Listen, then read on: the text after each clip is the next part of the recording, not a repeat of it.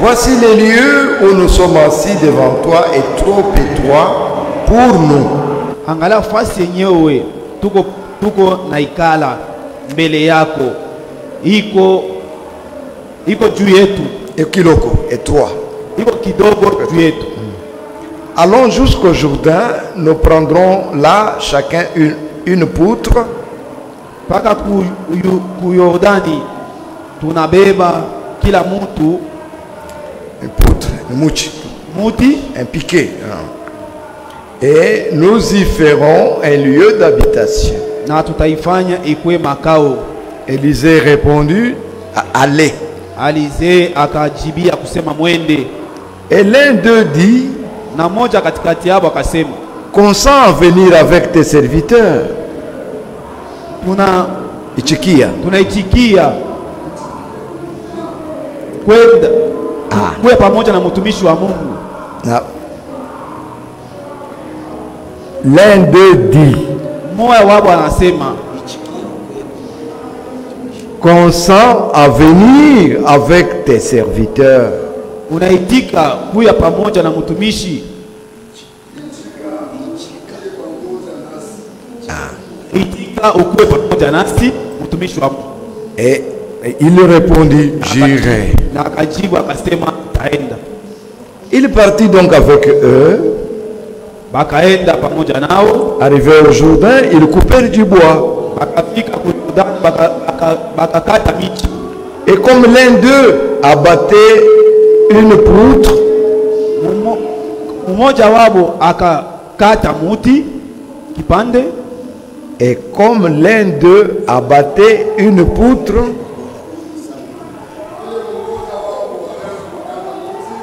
le fer tomba dans l'eau. Il s'écria, ah mon Seigneur, il était emprunté.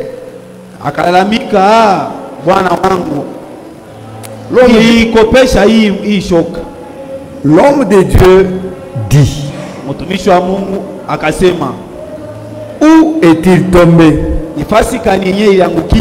Et il lui montra la place. Alors Élisée coupa un morceau de bois. les jeta à la même place akaitupa paka pa ile fasi et fit surnager le fer. na ikafanya ile shoka ipate kuanza kucheza ndani ya maji. Et puis il dit, Kisha akasema enlève-les. muibebe, Et il avança la main et les prit. na bakaingiza mkono na bakaibeba. Que Dieu ajoute des bénédictions à cette lecture. Mungu apate kuongeza mbaraka kuusomi wa neno.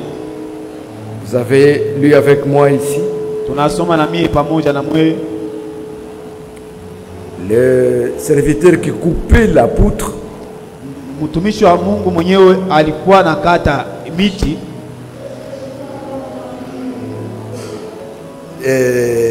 La partie il est resté avec la manche en main. Alibakia na mupini kumikono, Et la partie tranchante est tombée. lakini ile shoka ikaanguka.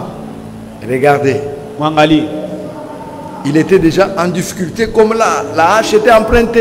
alikuwa na magumu kwa kuwa ile shoka aliilomba. Mais qu'est-ce qu'il a fait? Hasa alifanya nini? Il s'est adressé à l'homme de Dieu. Akaenda kwa mtu wa Mungu. C'est auprès des sacrificateurs qu'on demande la loi. Ni kule kwa sacrificateur walilomba kweli sheria. Allez, alors voilà comment il lui dit, Mosikevi alimwambia, jette. we tupa. Que notre Dieu soit loué. Mungu wetu apewe sifa. La solution a été trouvée. Jibu ilipatikana. Regardez ce qui est tellement difficile Mwangalie yeko ya magumu sana à comprendre, c'est la hache, c'est un fer. ya kuelewa kusema ke ile shoka ilikuwa ni Il kiuma, est tombé dans l'eau. ilianguka mu maji. Mais un fer qui peut surnager sur l'eau. Ile shoka ya fer iko nacheza mu mai. Le fer a surnagé sur l'eau. Ile shoka ilianza kucheza mu mai. On pouvait le voir. Banaweza kuiona na macho. Que le nom de notre Dieu soit loué. Jina ya Mungu wetu. Ce Dieu-là, il est le même. Ulele Mungu ni yule jana, sibadiliki. Alors nous allons lui parler. Tutamzungumzia, Nous allons nous recommander à sa grâce. tutajiacha mu mikono yake kwa neema, Qu'il nous parle.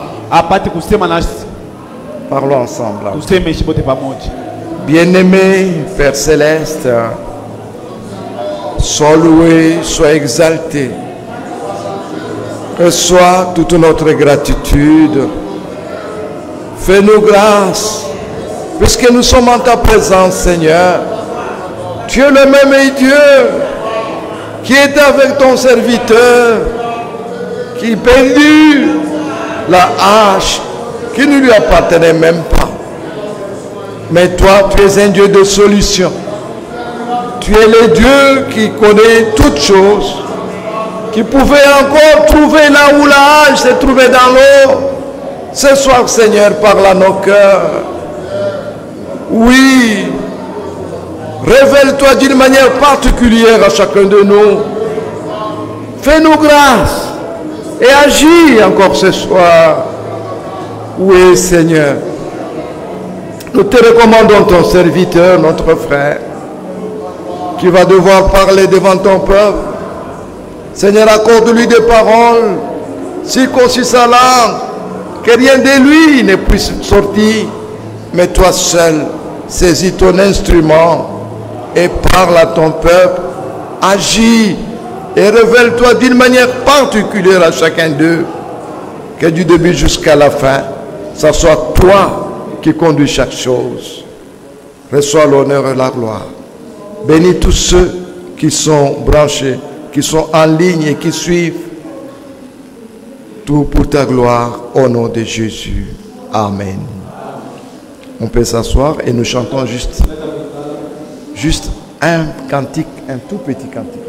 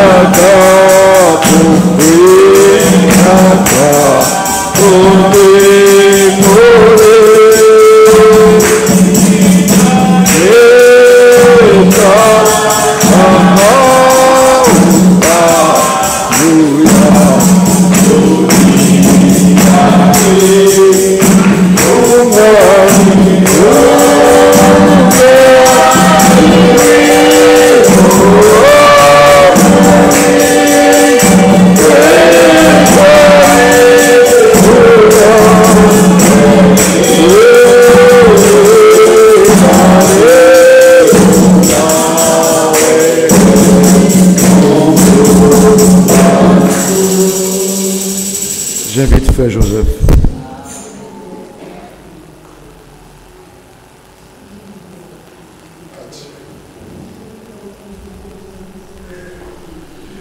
Je voudrais à mon tour ce soir saluer chacun de vous au nom du Seigneur Jésus-Christ.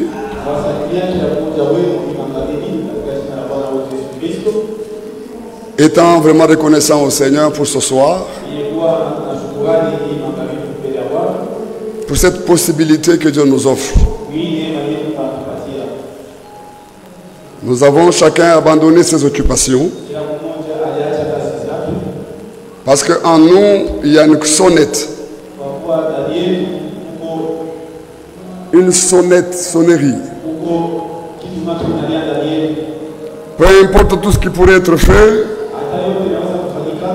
mais au moins nous avons décidé de tout abandonner pour venir dans sa présence, écouter sa parole. Moi je crois que Dieu ne peut pas manquer de bénir. Parce que je veux dire 10 minutes de retard. Alors ne regardez pas l'horloge. Nous voulons récupérer ces quelques minutes. Parce que la substance de la prédication, selon l'écriture qui a été lue à l'introduction, la substance de la prédication, c'est que même les visions ne doivent pas être interprétées. Même les visions ne doivent pas être interprétées. C'est un sujet très capital, mais qui a été apporté en 30 minutes. Très riche en substance. Alors je voudrais que ce soir, par la grâce de Dieu, nous puissions ensemble méditer. Je commence par le Nouveau Testament. 2 Pierre chapitre 2e, chapitre 1er. Nous sommes au verset 18. Nous prenons carrément le verset 19. J'attire votre attention. Vous connaissez ce verset, pouvez-vous le lire? Mais faites très attention. Et nous tenons pour d'autant plus certaines. Et nous tenons 2 Pierre, chapitre 1er, verset 19.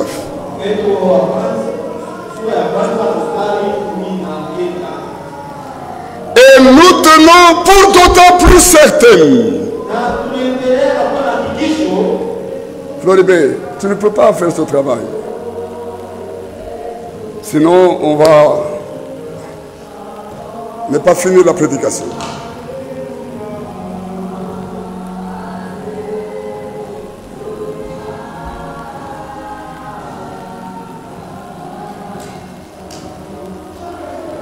Bon, souvent les hommes de Dieu, ils veulent toujours écrire quand c'est un autre qui parle. Mais c'est compliqué, souffrez.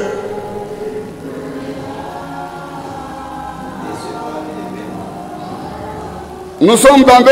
Ah, l'interprète arrive avec un grand retard. Ok. Et nous tenons pour d'autant plus certaines. Voilà. Il n'a même pas le temps de prier, tu lui donnes. Il va d'abord attendre. Ok, on attend. Alors un cantique.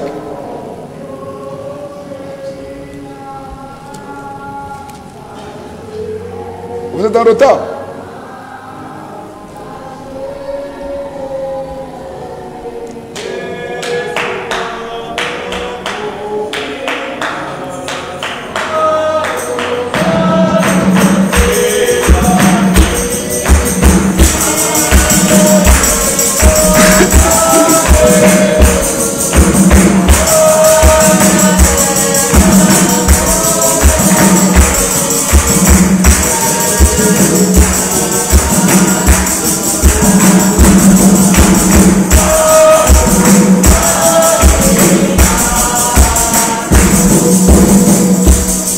Que Dieu soit loué. Nous disions que nous prenons 2 Pierre chapitre 1er. Nous sommes au verset 19. Et écoutez comment cet apôtre de Pierre parle. Faites très attention en fait. Hein. Et nous tenons pour d'autant plus certaines la parole prophétique que nous possédons. Que nous possédons. À laquelle vous faites bien de prêter attention. À laquelle vous faites bien de prêter attention. Pas à n'importe quelle parole. Pas à la parole évangélique. Mais ici c'est la parole prophétique. La parole prophétique que nous possédons. De l'avoir possédé c'est une chose. Mais d'y prêter attention c'est une autre chose. C'est seulement en y prêtant attention qu'elle va briller comme une lampe dans un lieu obscur. Jusqu'à ce que le jour vienne apparaître et que l'étoile du matin se lève dans vos cœurs. Sachant tout d'abord vous-même. Nous devons tous le savoir. Sachant tout d'abord vous-même qu'aucune prophétie de l'écriture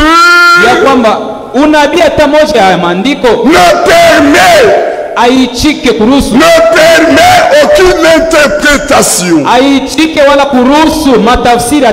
Aucune interprétation particulière. Car ce n'est pas par une volonté d'homme qu'une prophétie a jamais été apportée. Mais c'est poussé par le Saint-Esprit que des hommes ont parlé de la part de Dieu. Que Dieu bénisse sa parole. La parole prophétique que nous possédons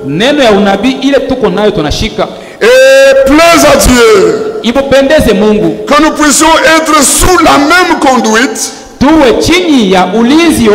sous la même inspiration du Saint-Esprit dans lequel se trouvaient les apôtres et les prophètes. Comme c'est vraiment important que nous puissions être trouvés sous la même conduite et dans la même inspiration, l'inspiration du Saint-Esprit dans lequel se trouvaient et les prophètes et les apôtres. Pourquoi c'est tellement important? Si nous ne nous trouvons pas sous la même conduite de l'esprit et dans la même inspiration du Saint-Esprit, ça sera pour nous facile d'interpréter. La prophétie de l'écriture japo unabii wa maandiko ne permet aucune interprétation particulière. yake kamwe kutafsiri kwa upekee hata kumoja. Que Dieu soit loué. Mungu asifiwe. Bien-aimés frères et sœurs, Wapendwa wa ndugu na wadada, la parole de Dieu neno ya Mungu doit être reconnue en toutes choses inapasha kutambulikana mkila kitu comme seule valable. saa yo njo ya pekee ya lazima. La parole de Dieu Neno ya Mungu doit être reconnue en toutes choses inapasha kujulikana mu mambo yote comme seule valable. saa yo njo ya lazima peke yayo, Et que toute interprétation na kila tafsiri et enseignement d'homme na mafundisho ya watu doit être mise à nu. inapasha kuachia wazi, Doit être mise à nu inapasha kuwekwa wazi et reconnue comme une tromperie de l'ennemi. na kuijua kama uongo ya adui. Je ne sais pas. Sijui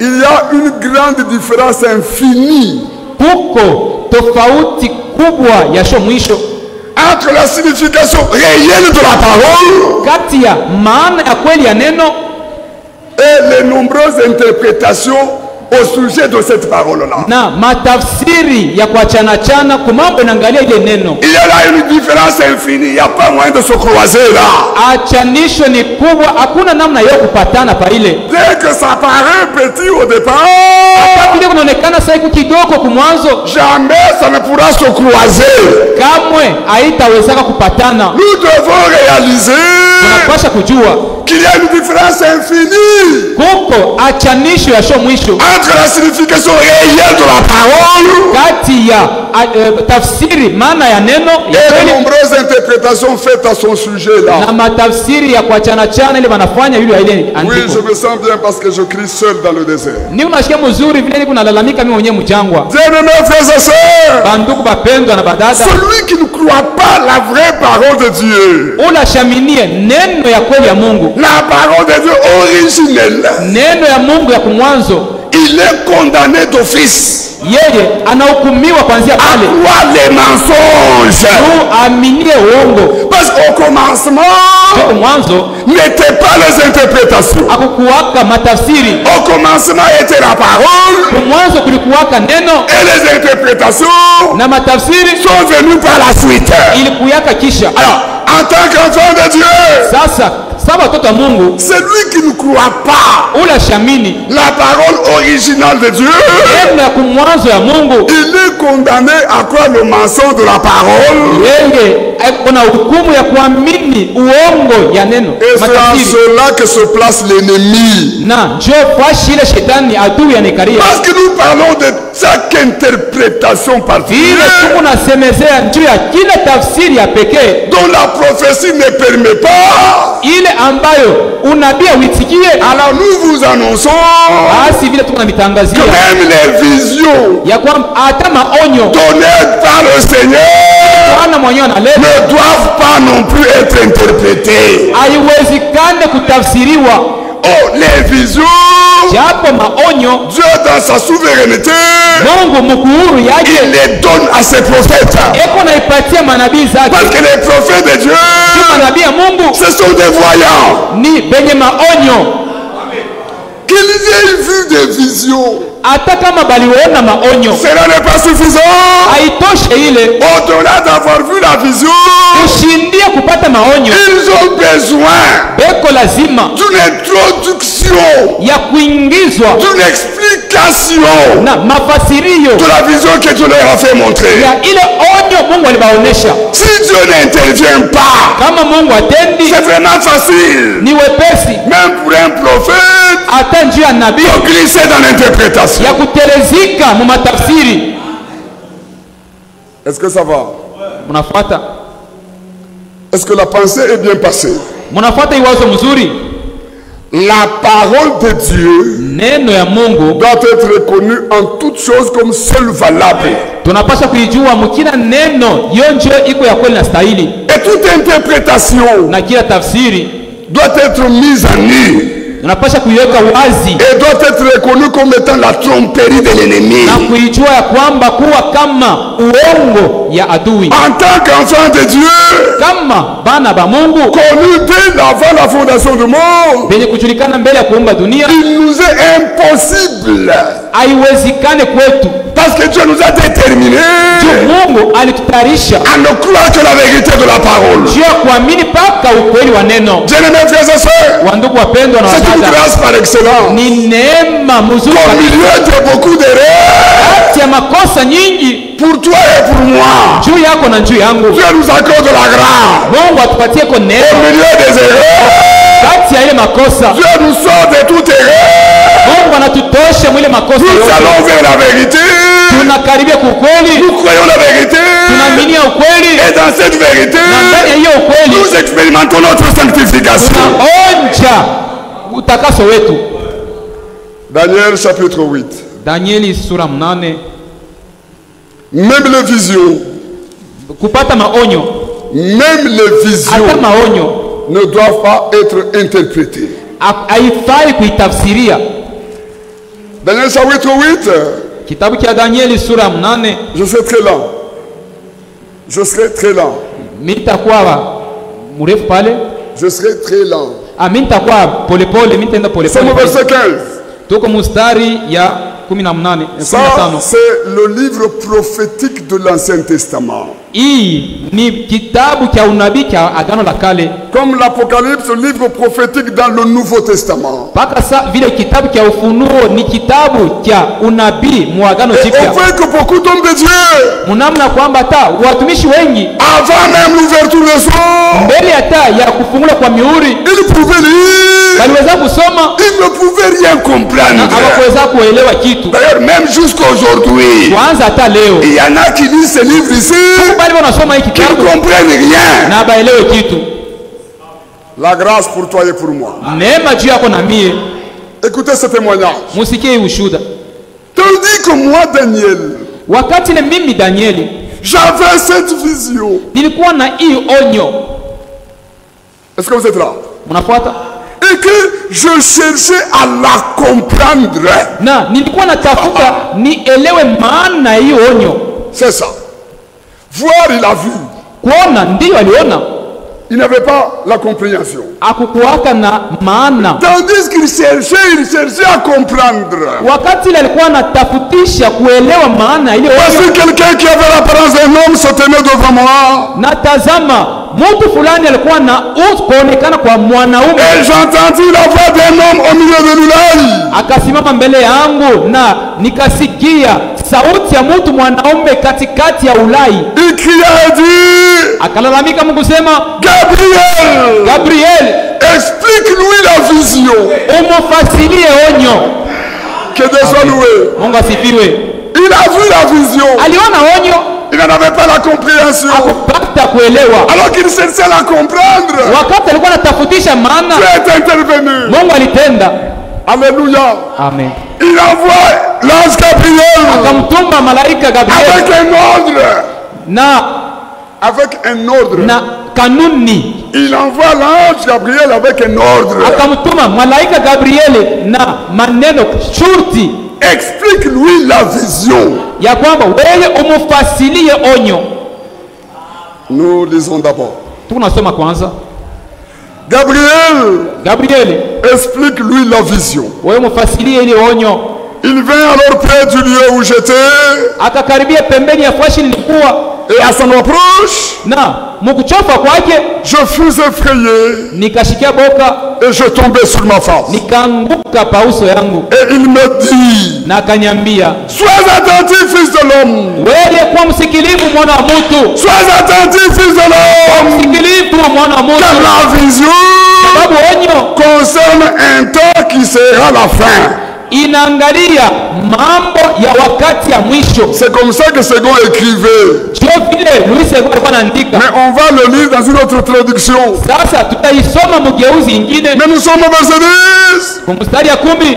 Puis il me dit, Kisha akaniambia, je vais t'apprendre. napenda kukufundisha, Je vais t'apprendre mimi nitakufundisha ce qui arrivera au temps de la colère ile itafikaka mu wakati ya kasirani, car il y a un temps marqué pour la fin.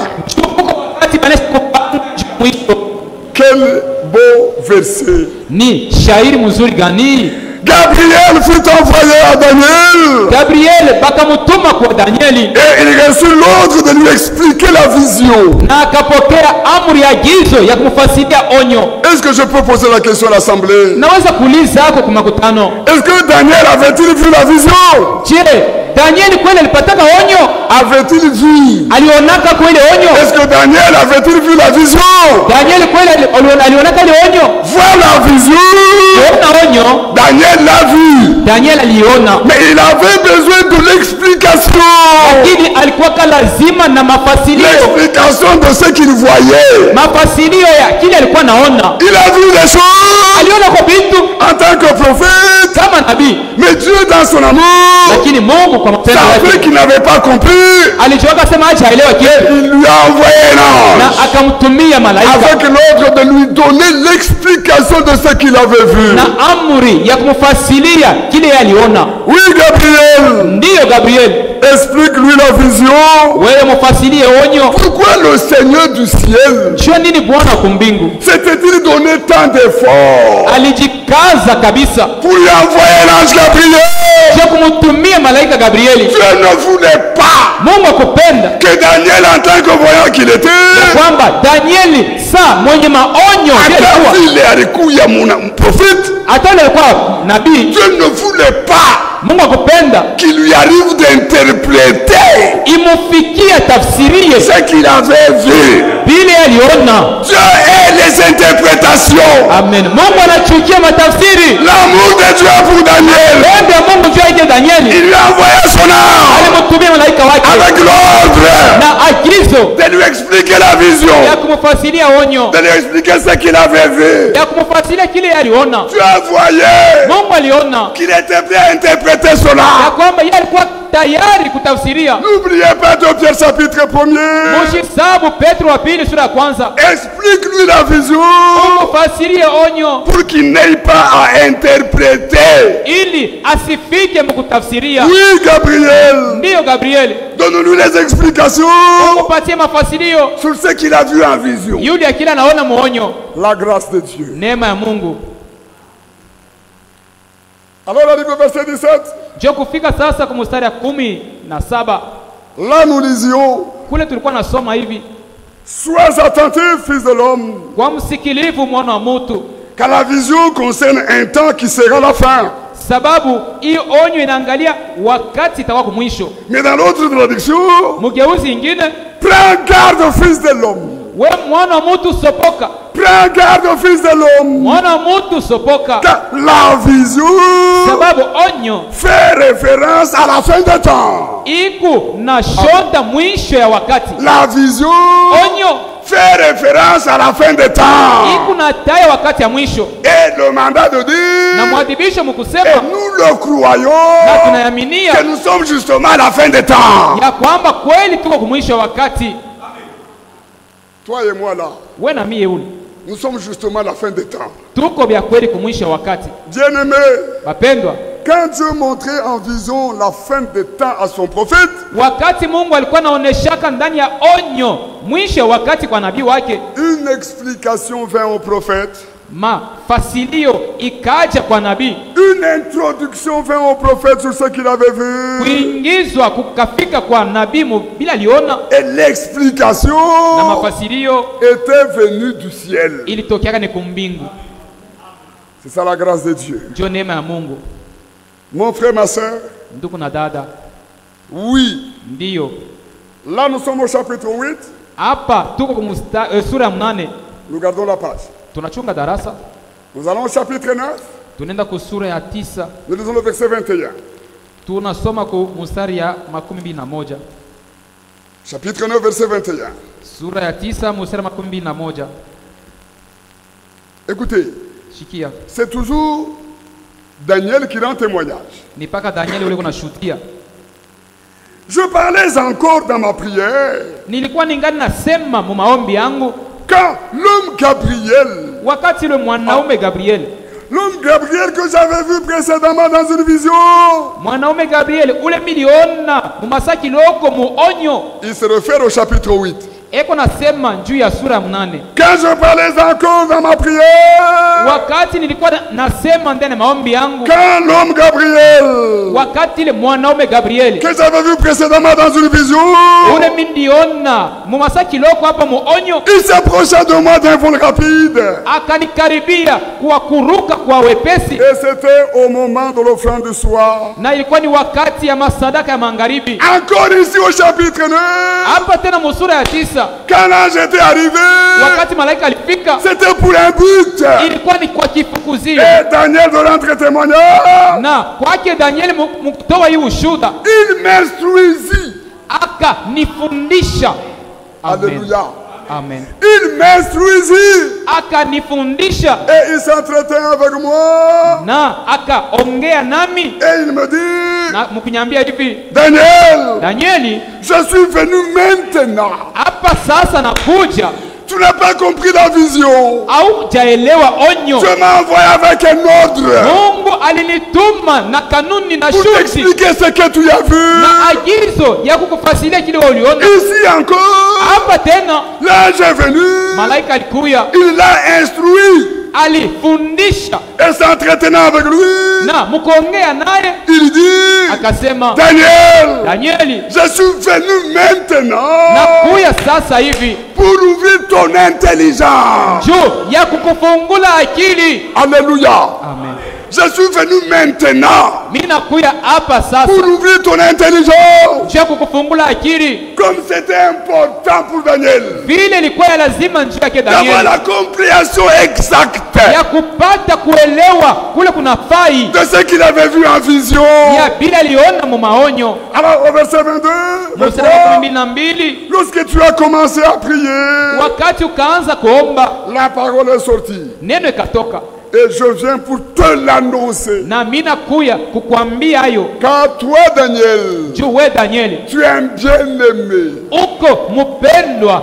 Si Amen. je dois réaliser ce soir Kama magharibi ya leo napasha que kutambua je parle aussi à un groupe de bien-aimés, ya kwamba niko nasema kukundi ya wapendwa, le groupe des élus de Dieu. kundi ya wateule wa Mungu. S'il y a Daniel un bien-aimé, Kama kuko Danieli mpendwa, Dieu s'est donné de l'effort Mungu alihangaika par l'envoi de son ange juu ya kutuma malaika wake pour ouvrir l'intelligence de juu ya Daniel. kufungula akili ya Danieli. Aussi tous les élus ici à la fin des temps, Tena bateule bote ils kumwisha doivent wakati expérimenter la même chose. wanapasha kuonja kile kitu kimoya. Alors bien-aimé Daniel, Basi mpendwa Danieli, sois attentif à la parole. sikilizisha neno, Sois attentif à la parole. kwa musikilifu, usikilizishe neno. La parole prophétique que nous possédons, Hii neno ya unabii tuko nayo, à laquelle vous faites bien kuile neno ya unabii prêter munafanya mzuri, attention. munafanya mzuri sana kuteka Comme c'est angalisho. capital. O, ni ya lazima Sois attentif à la parole kwa musikilifu kuneno, afin que tu comprennes exactement. ili uelewe vile nafai. Vous êtes là? Muko hapa, Afin que tu comprennes exactement à 100% ili uelewe mzuri kabisa, mia yule ya mia, la vision, onyo, la révélation. ufunuo, Pour comprendre exactement juu uelewe vile à nafai, 100% la révélation, mia yule ya mia, ufunuo. nous avons tous besoin Sisi wote tunalazimisha d'être attentifs à la parole. kuwa basikilivu kuneno. Ça c'est puissant. Hii ni ya uwezo. Chapitre 8, Sura ya 8, chapitre 9. sura ya 9, Maintenant, chapitre 10, chapitre sasa 12. musura ya 12, À moins que vous soyez très attentifs. mpaka kama muko na usikilivu kabisa. Nous sommes partis du chapitre 8. Tunaanzia sura ya 8, Nous avons lu le chapitre 9. tunasoma ya 9, Maintenant, nous sommes au chapitre 12. hapa tunafika ku sura ya 12. Et au chapitre 12, qui est merveilleux, Sura ya 12 yenye kuwa mzuri kabisa. au chapitre 8, la vision concernait le temps de la fin. Kusura 8, onyo ilikuwa naangalia mambo ya wakati ya mwisho. Les choses qu'il voyait là Vitu ilikuwa naona faisaient référence au temps de la fin. bilikuwa naangalia wakati ya mwisho. C'était même capital parce qu'en ce moment-là, Ilikuwa taya lazima ndio mwili le wakati temps de la révélation n'était pas encore arrivé. wakati ya ufunuo ilikuwa bado haijafika. Lui-même en témoignant. Yeye mwenyewe kuna shuhudia. Au chapitre 12, Sura 12 nous sommes au verset 4. mstari ya 4 tuko. Toi, Daniel, We Danieli, tiens secrète ces paroles weye fichika hii maneno et scelle le livre. na chapa muhuri hii buku, Et le scellement du livre était déterminé pour un temps.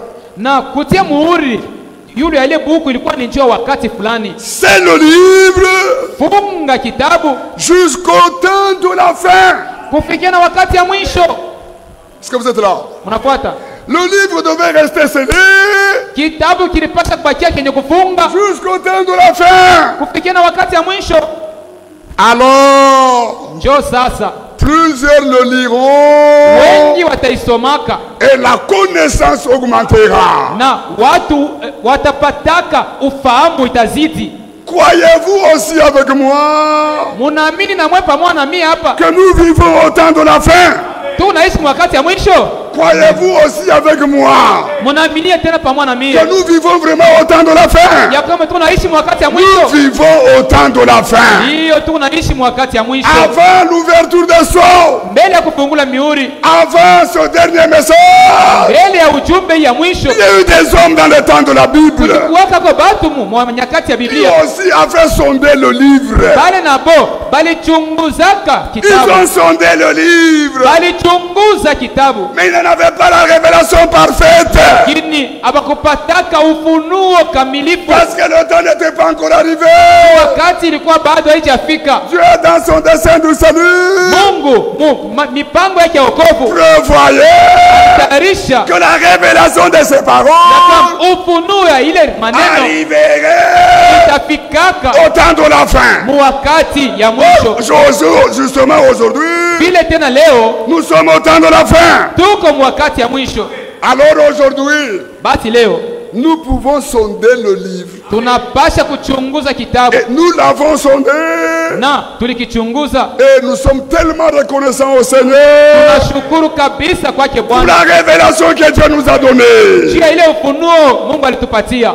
Peut-être que je crie Amen. seul. Saa zingine niko nalalamika mimi moya tu, Je vous inclus même en disant, nous sommes reconnaissants au na mimi Seigneur namingiza mwile mambo mkusema tuko la na révélation shukrani kwa Bwana njoo ufunuo que Dieu nous a ile accordée. Mungu alitupatia.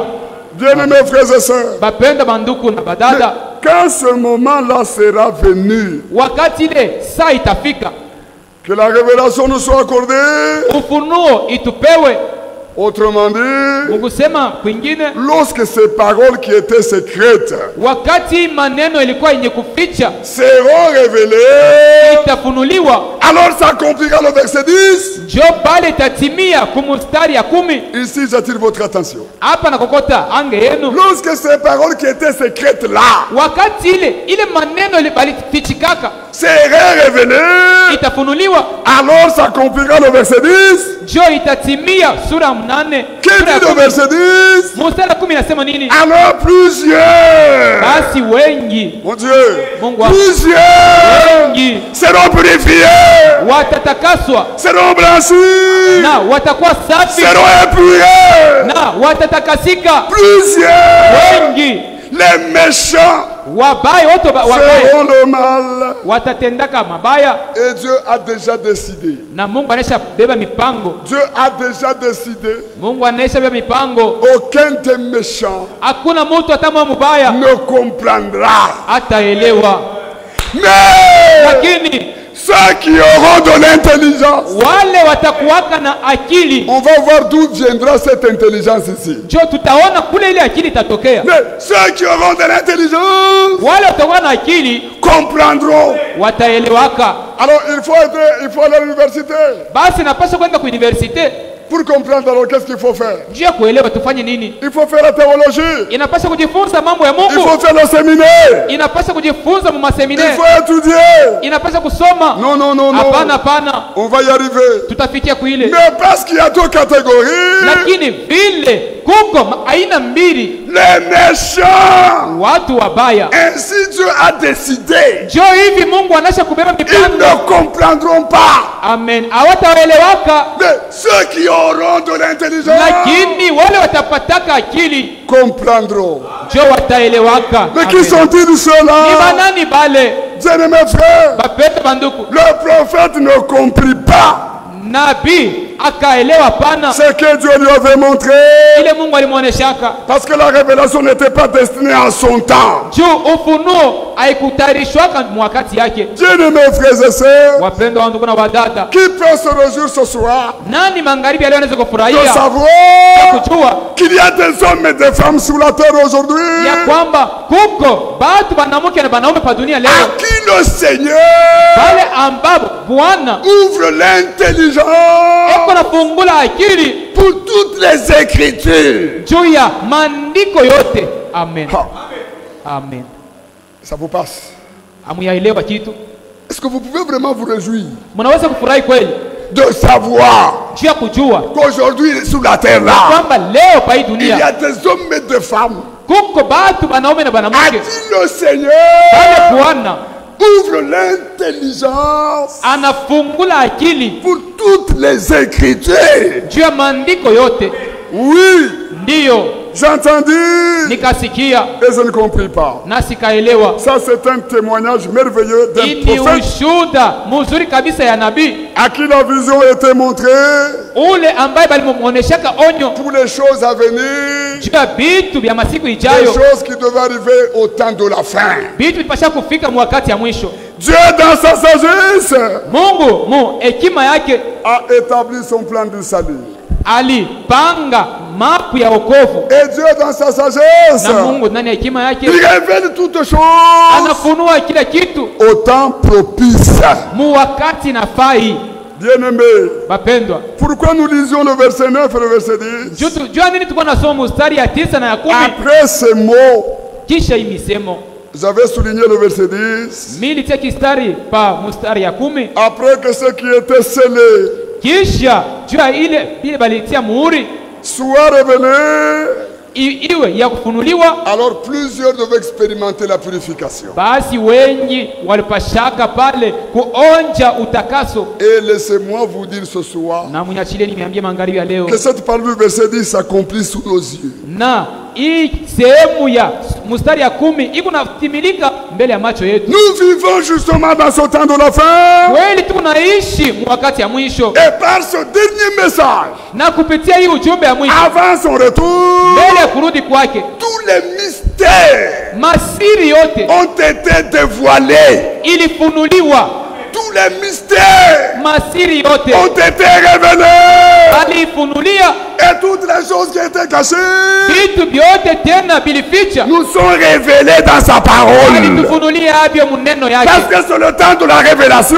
Jo, hii ni wakati ya ufunuo. Nous voulons voir maintenant Tunapenda kuona leo qui appartient à ces intelligents-là ni nani eko na shiriki kubale batu ba au akili milieu de nous ce soir. katikati yetu magharibi Qui ya leo. appartient à ces intelligents-là. Ni nani eko mwile kundi ya wenye akili? Parce que là nous disions, Hapa tu unasoma, mais ceux qui auront l'intelligence lakini wale watapataka akili comprendront. wataelewaka. Bien-aimés frères, Bapenda banduku, qui sont ceux-là ni banani bale qui auront l'intelligence? batapataka akili? Il s'agit de ceux qui vont vers la vérité. Ni mambo inaangalia bale beko na karibia ku ukweli. Non seulement ils sont intelligents, Ana tu beko na akili, mais ils sont aussi sages. lakini tena ni benye hekima. Alors le mandat de Dieu, Sio mwadhibisha mukusema tous les sages benye hekima bote accepteront la parole que l'Esprit a révélée. bataitika neno ile roho anafunulia. L'Esprit a révélé la parole. Roho anafunulia neno. Les mystères qui étaient cachés sont révélés. Masiri ilifichwa inafunuliwa. Qui acceptera cela? Nani yule ataichika ile? Il n'y a que ceux qui appartiennent aux sages. Amen. Ni mpaka ule eko na shiriki Et mkundi ya par wenye la foi, hekima par la foi na kwa imani de ce que l'Esprit a révélé, ya kile roho anafunulia par l'obéissance kupitia utiifu dans ce que l'Esprit a révélé, kile roho alisema alifunulia. ils expérimentent la sanctification. Beko na onja utakaso. La vraie sanctification, Utakaso wa kweli c'est la foi ni imani et l'obéissance na utiifu à la parole de vérité. neno ya ukweli.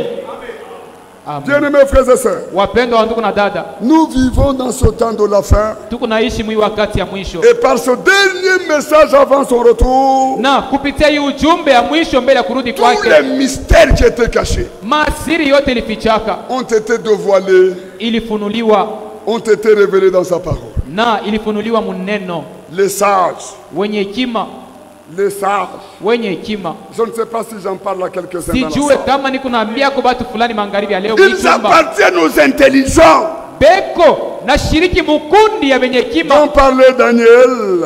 vile Daniel alikuwa anasema. Ils appartiennent aux intelligents dont Daniel parlait. Beko na shiriki mukundi ya wenye hekima, wenye akili, ambao Pourquoi? pale Daniel alikuwa anasema. Pourquoi appartiennent-ils aux intelligents? Jua nini bo beko na shiriki mukundi ya wenye Parce akili? qu'ils sont attentifs Juu ni basikilivu à ce que l'Esprit dit aux églises. kukile roho eko naambia kumakanisa, Et la grâce supplémentaire pour eux, na neema ya kuzidi kwao. comme dans Luc chapitre 24, Sa Muluka 24, le Seigneur leur a ouvert l'entendement pour les Écritures. Bwana akafungula usikilivu wa maandiko. C'est la grâce par excellence. Ile ni neema mzuri kabisa. Mais au milieu de nous, Ni usema katikati yetu combien sont-ils attentifs ni batu ngapi beko basikilivu à ce que l'Esprit dit aux églises? kukile roho eko nasema kukanisa. Que Dieu nous accorde sa grâce. Mungu atujalie neema yake. Nous étions au chapitre 8. Tulikuwa kusura ya 8. Nous avons fait lire.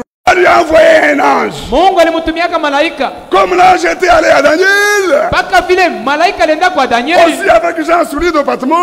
pamoja na Yohana pakisanga Un Patemo, ange lui a été envoyé. malaika bakamutumia ye. Bien-aimés frères et sœurs, Bapenda bandugu na badada, ce que nous lisons au sujet de Daniel, hii tuko nasoma kumambo inaangalia Danieli, ce que nous lisons au sujet de Jean, ile tuko nasoma kumambo inaangalia nous Yohana, le disons aussi au sujet de William Branham. ile tuko nasema tena kumambo inaangalia William Aussi dans Branham, notre génération, tena mukizazi chetu. Dieu lui a donné de voir beaucoup de Mungu choses. alimupatia aone kwa mambo ya mingi, Il a vu beaucoup de visions. hata vile aliona mambo ya Nous mingi. aussi, Tena au tena risque d'interpréter, tunaweza kufasiria, il s'attendait au alikuwa Seigneur. anajingojea kwa Bwana, Il fallait ilifai que le Seigneur vienne Bwana aje lui en donner l'explication. kumufasilia.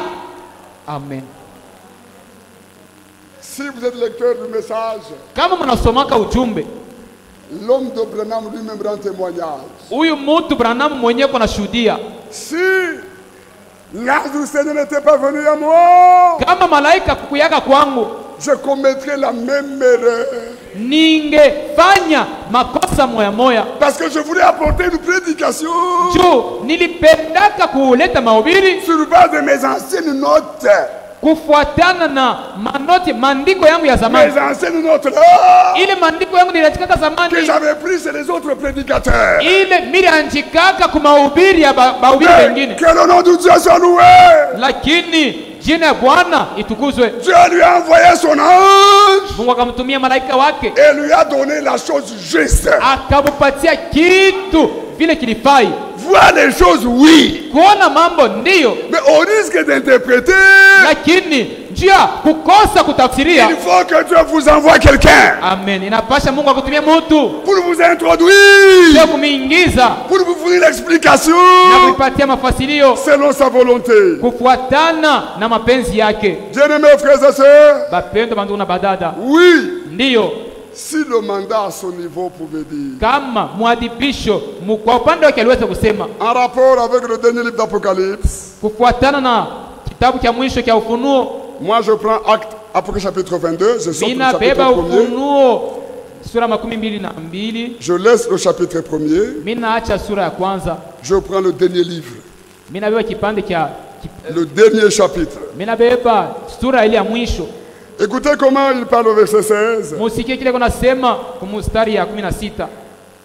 Chapitre 22 d'Apocalypse. Ufunuo 22. Ça c'est vraiment merveilleux. Hii ni ya lazima kabisa. Jean aussi avait besoin que l'ange vienne. Yohana naye alikuwa na lazima malaika aje. Moi Jésus. Mimi Yesu. Quelle présentation. Ni kujitambulisha namna gani? Moi Jésus. Mimi Yesu. J'ai envoyé mon ange Nilimtuma malaika wangu pour vous attester ces choses kwa kumhakikishia hivi vitu dans les églises. mu makanisa. Je suis le rejeton et la postérité de David, Niko chipuko na uzao yake Daudi, l'étoile brillante du matin. nyota ya kungala ya asubuhi. Et le mandat de Dieu, Na mwadhibisho mkusema c'est à nous qu'il appartient de rendre témoignage aujourd'hui. ni kwetu leo ndio tunapasha kutoa ushuda, Rendre témoignage kutoa de ushuda ce que nos yeux ont vu, ya kile macho yetu iliona, de ce que nos mains ont touché, ya kile mikono yetu iligusa, de la parole de vie. kwa kuhusu neno ya uzima. Il n'y a pas que seul le mandat de dire comme ça. Ana paka mwadhibisho peke yake anaweza kusema hivi. La question doit être posée. Ulizo ni inapasha kuliziwa. Pouvons-nous aussi le dire? Na shia tunaweza kuisema, Pouvons-nous aussi le dire? tunaweza na shia kuisema Que nous sommes vraiment témoins ya kwamba tuko bashuhuda kweli de ce que Dieu a fait dans nos jours. ya kile Mungu alifanya masiku yetu. Pouvons-nous aussi le dire? Tunaweza kushuhudia na sheye. Je change la question. Nabadilisha ulizo. Combien ce soir au milieu de nous Ni batu ngapi magharibi katikati ya peuvent-ils manifester leur Parce que reconnaissance au Seigneur wanaweza kuonesha hapo mashukrani kwake Bwana pour la grâce que Dieu leur a accordée juu ya neema ile Mungu aliwapatia, de les insérer juu ya kubiingiza dans ce que Dieu fait aujourd'hui? kile Mungu anafanya leo. Nous sommes là. Tuko hapa, Nous amen. sommes vraiment reconnaissants au Seigneur. Tuko na shukrani kabisa kwa Dieu Bwana. nous Mungu voyait. alikuwa anatuona, Il nous a insérés alituingiza pour que nous puissions reconnaître ili tutambue ce qu'il fait aujourd'hui kile tunafanya leo dans notre mu temps. wakati yetu. Nous aussi, Na sheye nous pouvons rendre témoignage tunaweza kushuhudia, de ce que nos yeux ont vu, amen, juu ya kile macho yetu iliona, de ce que nos oreilles ont juu ya kile entendu masikio ilisikia concernant la parole de vie. kuhusu neno ya uzima. Que Dieu soit loué. Mungu wetu asifiwe. Heureux ceux qui voient cela. Eri bali kunaona ile, Est-ce qu'il y amen, en a dans la salle? amen. Beko mwichumba, Heureux ceux qui voient cela. eri benye kuona hii, Heureux eri ceux qui reconnaissent cela. wenye kuitambua hii, Pour amen, ensuite juu ya kisha yake avoir part à l'action finale de Dieu. bashiriki kutendo ya mwisho ya Mungu, Pour ensuite juu kisha yake avoir part bapate kushiriki à l'action finale de Dieu. kutendo ya mwisho ya Mungu, amen. Cela m'avait touché. Na ile linigusa Quand le mandat de la prédication pouvait montrer wakati ile mwadibisho mwabili anaweza kusema à quoi nous aurait servi ingetusaidia kunini de marcher le long du chemin ya kutembea safari et mzima, que bientôt là, na kumwisho hapa qu'il nous soit donné d'échouer itupewe tukose, parce que nous manquons, juu tunakosa, parce que nous manquons juu tunakosewa, la dernière partie de ce que Dieu fait. tunakosewa na sehemu ya mwisho ya kile Mungu anafanya, Que cela ne nous arrive pas. ile ishi tufanikie Qu'il vile, plaise à Dieu pendeze Mungu de nous accorder à nous tous ya kutupatia sisi wote la grâce neema de marcher avec le ya kutembea Seigneur na Bwana jusqu'au but. kufika na kukifunguzio. Soyons reconnaissants au Seigneur. Tumshukuru Bwana. La part que vous prenez à l'évangile, Ile sehemu munabeba habari njema, remerciez le Seigneur. mumshukuru Bwana. Parce que vous savez Juu munajua et vous prenez part na muko na shiriki à ce que Dieu fait aujourd'hui. kile Mungu ako nafanya leo. Amen. Beaucoup se sont arrêtés Wengi walisimama alors qu'ils ont longtemps marché, mon Dieu. japo walitembea sana, o Mungu La wangu. dernière partie Kipande cha mwisho les échappe. kinabaponyoka, Ils ont manqué le but. banakosa kufikia Ils se sont shabaha, arrêtés là. balisimamia pale. Plaise à Dieu vraiment. Imufurahishe kwa Mungu Que toi et moi, wewe na mie nous ne puissions pas échouer. tusikose. D'ailleurs, chako. nous n'échouerons pas. Tutakosa Parce kamwe. que Dieu nous voyait. Mungu alikuwa anatuona. Dieu nous a destinés Mungu alitutayarisha à prendre ya part kushiriki à la dernière partie kusehemu ya de mwisho ce que Dieu fait cho kile aujourd'hui. Mungu anafanya leo. Amen. Heureux ceux qui voient cela. Heri penye kuona hii, Heureux ceux qui reconnaissent cela. heri penye kuitambua hii, Pour ensuite avoir part à l'action finale de Dieu. kisha yake bashiriki sehemu ya mwisho ya Oui. kazi ya Mungu. Ndiyo, Dieu a un plan. Mungu eko na mapu, Dieu a un programme. Mungu eko na matengenezo, Et tout se déroule na vyote suivant vinafanyika ce programme-là. kufuatana na matengenezo ile. Mon frère, ma soeur, Ndugu yangu na dada yangu, quelle béatitude. ni maneno mzuri gani! Heureux celui qui se laisse insérer. Heri yule eko najiachilia kuingizwa, Heureux celui qui se laisse intégrer heri yule eko najiachilia kuingizwa dans le déroulement du programme divin. mu maendeleo ya matengenezo ya Mungu. S'il y en a ici ce soir, Eko hapa magharibi ya leo, remerciez le Seigneur. mshukuru Bwana. Amen. Dieu vous voyait, Mungu alikuwa anakuona, non seulement ici à la fin des temps, ana paka hapa kumwisho wa un wakati ange a été envoyé. malaika alitumwa, Et à chaque fois, William Branham disait, na kila wakati William Branham alikuwa l'ange anasema du Seigneur est ici à côté malaika wa de Bwana moi. yeye huyu eko hapa pembeni yangu. Que Dieu soit loué. Mungu asifiwe. Au commencement Kumwanzo était la parole, alikuwaka neno, n'était pas l'interprétation. akukuwaka matafsiri, Non seulement ana tu aucune prophétie unabii hata moja de l'écriture ya maandiko ne permet aucune interprétation, aitikie matafsiri hata moja, même aussi toutes les visions hata tena maonyo yote ne doivent pas être interprétées. haiwezi kutafsiriwa. Parce que toi et moi, Wewe na mie nous vivons au temps de la fin. tuko naishi wakati ya mwisho, Alors remercions le Seigneur. basi tumshukuru Bwana. Dieu a ouvert notre intelligence Mungu alifungula akili yetu et nous appartenons à ces intelligents na tuko mukundi ya bale benye akili et nous appartenons au groupe des sages.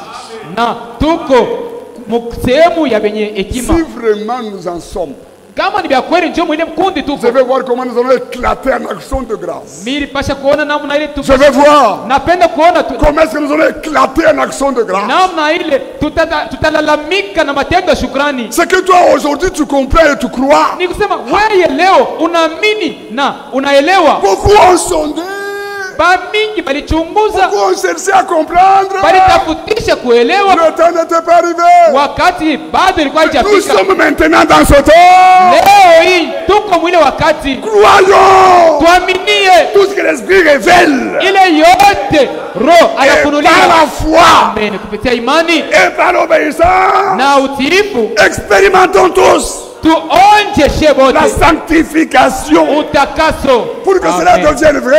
juu ile ikuwe ya kweli, Quand ce qui était caché juu ile ilificha, sera révélé, wakati ilificha itafunuliwa, alors plusieurs le liront jo wengi et wataisoma, la connaissance augmentera. fahamu utazidi, Alors, pale ils seront. watakuwa, Ça ne peut pas manquer d'arriver. ile haiwezi kukosa Ils kufika, seront sanctifiés. watatakaswa, Ils seront purifiés. watatakasika, Ça ne peut pas manquer d'arriver. haiwezi kukosa kufika. Qui doit expérimenter cela? Anaweza kuonja ile C'est nous ni sheye qui appartenons aux intelligents. benye kuwa musehemu mukundi ya benye Selu. akili, ni sheye Qui appartenons aux sages. benye kuwa mukundi ya benye Que hekima. Dieu soit loué. Mungu asifiwe. J'ai vraiment fait un grand effort. Mimi najikaza kabisa Pour que je te passe 2 minutes. juu nipitishe kwa dakika mbili tu, Bien qu'avec 15 minutes de retard. hata na dakika 15 ya nyuma ya Dieu wakati. soit loué. Mungu asifiwe, Qu'il bénisse chacun de vous tous. abariki kila mtu katikati Yesu yenu Kristo. mujina Yesu Kristo. Amen. Amen.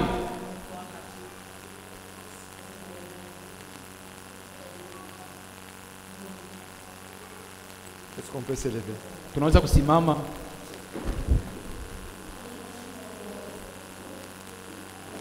Adorons tous le Seigneur. Sisi wote tumwabudu Bwana. Bien-aimé Père Céleste, sois loué, sois exalté.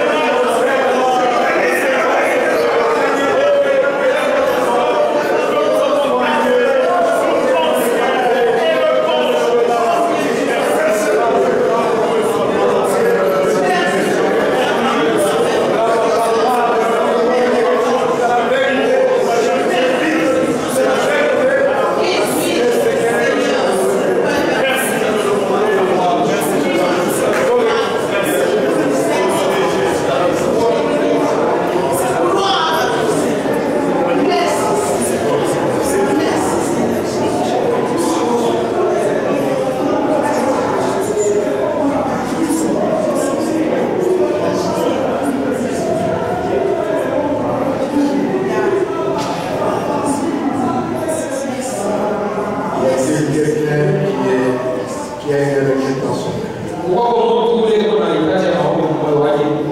Prie pour se souvenir de lui dans la prière.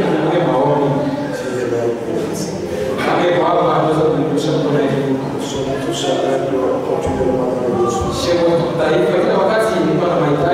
Nous sommes devant notre Seigneur immédiat. Devant notre Dieu qui peut tout. Ensemble, levons nos voix. Prions les uns pour les autres. Parlons-lui. Oh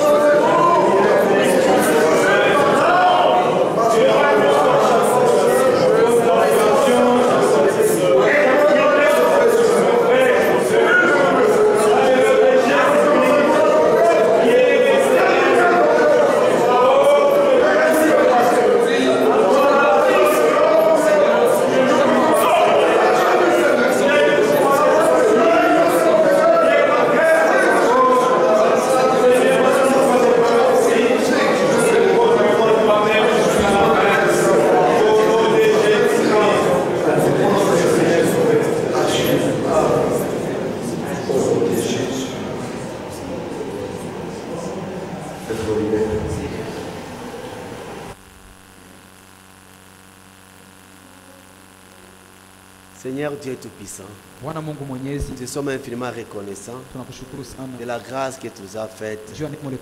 Merci Seigneur. Si toi tu n'interviens pas, nous sommes foutus. Même les apôtres à qui toi tu as parlé, tu avais parlé, les rappelant les prophéties qui devaient s'accomplir avec toi quand tu étais là. Pour eux, c'était des paroles qui n'avaient pas saisi l'essence. Il fallait que toi-même tu viennes pour nous souffrir l'intelligence, pour les Écritures. Là maintenant, ils pouvaient bien prêcher et bien placer la parole. Oh Dieu, merci. Si les prophètes qui avaient vu des visions, mais l'interprétation, la compréhension ne venait que de toi. Comme toi, Dieu, tu les avais envoyé l'ange pour leur donner les explications. Tu es le même hier, aujourd'hui et pour toujours. Nous qui vivons au temps de la fin, les prophéties de Daniel nous concernent.